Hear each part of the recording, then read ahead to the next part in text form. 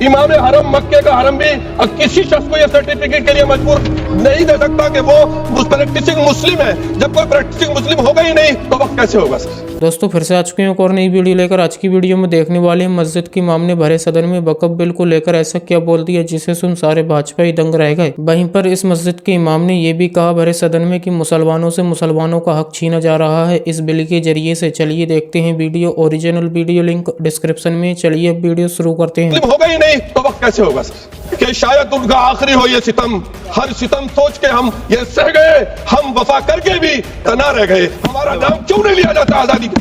कितनी कुर्बानियां दी हैं। देश सूफी ऋषि मुनियों का देश है, ये वलियों का देश है, ये तमाम धर्मों की जो रूहानी शख्सियात है उनका देश है। आप दुआ करने से रोक रहे हैं सर, गैर मुस्लिम को वक्फ करने से रोक रहे हैं। दामन पे कोई दाग, वीडियो को पूरा जरूर देखें, वीडियो आगे शेयर भी करें। करो हो या करामात करो। सदर मोहतरम, जब हमारा मुल्क आजाद हुआ था तो हमारे कायदीन के सामने दो रास्ते थे। वो रास्ते क्या थे और किसने पेश किए थे ये अब गैर अहम है। असल बात ये है कि हमारे रहनुमाओं की दूरंदेशी और अक्लमंदी की बदौलत मुल्क में हर मजहब को परवान चढ़ने, फलने फूलने और अपने इदारे चलाने की आजादी दी गई, जो कि हमारे आइन की आर्टिकल 25 और 26 में मौजूद है। ये हक महज एक आईनी हक नहीं बल्कि बुनियादी हुकूक का हिस्सा है। आज हमारे ऐवान के सामने जो वक्फ तरमीम बिल पेश किया गया है, ये न सिर्फ हमारे बुनियादी हुकूक की खिलाफ वर्जी है बल्कि राइट टू इक्वलिटी के भी साफ खिलाफ है। इसको सदर मोहतरम मुल्क की दूसरी मेजोरिटी कभी कबूल नहीं करेगी। सदर मोहतरम, इस बिल में सबसे पहली तरमीम वक्फ एक्ट के नाम तब्दील करने की है। मैं कहता हूं नाम बदलना तो एक मामूली बात है, क्योंकि असल में जो तब्दीलियां की जा रही हैं उनका वक्फ के बुनियादी उसूलों और फिक़ही कवाइद से दूर दूर तक कोई वास्ता नहीं है। इस तरमीमी कानून का मकसद वक्फ के इदारे को कमजोर करना और उसे बेअसर करना है। तारीखी तौर पर वक्फ के जितने भी कवानीन बने हैं वो इस उसूल पर कायम थे कि मजहब में दिए गए वक्फ के उसूलों और शराइत को खत्म ना किया जाए।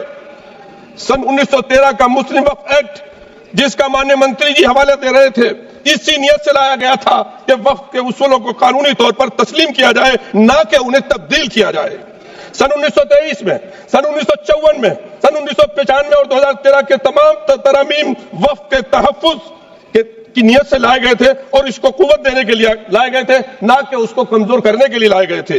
वज़ीर मोहतरम को यह एतराज था कि हमारी लाई हुई तजवीज़ पर मुस्लिम कम्युनिटी शक कर रही है। बेशक वो कह रहे हैं शक कर रहे हैं, इसलिए कि उन्होंने वक्फ के उसूलों को और फिक़ही कवानीन को मद्देनजर नहीं रखा। सदर मोहतरम, आप खुद जेपीसी में थे, मैंने सवाल किया था कि इस वक्त को ड्राफ्ट करने में कितने मुस्लिम स्कॉलर थे, तो वाहिद 12 लोगों की कमेटी में एक आदमी था, वो भी ज्वाइन नहीं था। सदर मोहतरम, मैं अब चंद चीजों की निशानदेही करना चाहता हूं जो वक्फ की असल हैसियत और बुनियाद को खत्म करने की तरफ है। पहली तरमीम, वक्फ को अब सिर्फ मुसलमानों तक महदूद किया गया।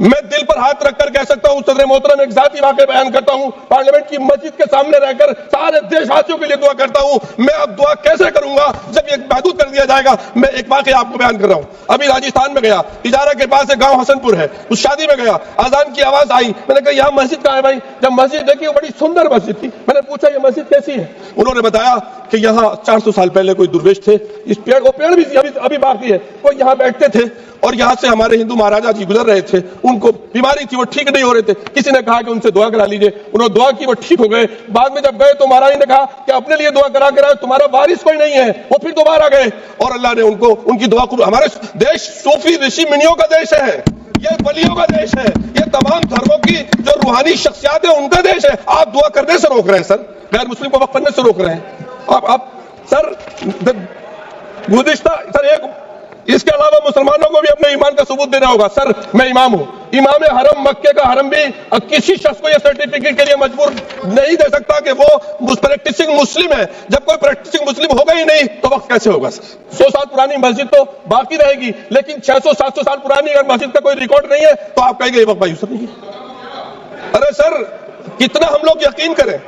तीसरी तरमीम, बोर्ड के इंतखाबात को खत्म करके उसे मुकम्मल सरकारी इदारा बनाया जा रहा है। दिल्ली की मिसाल है उसकी। दिल्ली वक्फ बोर्ड को तहलील करके उसका इंतजाम एक एडमिनिस्ट्रेटर अफसर के हवाले किया गया, जो एक तरफ रिलीजियस कमेटी का चेयरमैन था, दूसरी तरफ वक्फ बोर्ड का एडमिनिस्ट्रेटर था। उसने बहादुर शाह जफर ने जिस मस्जिद के लिए रिपेयर के लिए बोला था, मेरे पास डॉक्यूमेंट है उस मस्जिद के, वो रातों रात मस्जिद अखुंजी महरौली में शहीद कर दी गई। اس سے ایسا میسج آئے گا ہم لوگ, میں تو اس سے میسج کیا, بہت سے لوگ پتہ نہیں کیا کیا کہتے ہیں سر, لیکن حقیقت یہ ہے کہ شاید ان کا آخری ہو یہ ستم. ہر ستم سوچ کے ہم یہ سہ گئے, ہم وفا کر کے بھی تنا رہ گئے. ہمارا نام کیوں نہیں لیا جاتا آزادی کا؟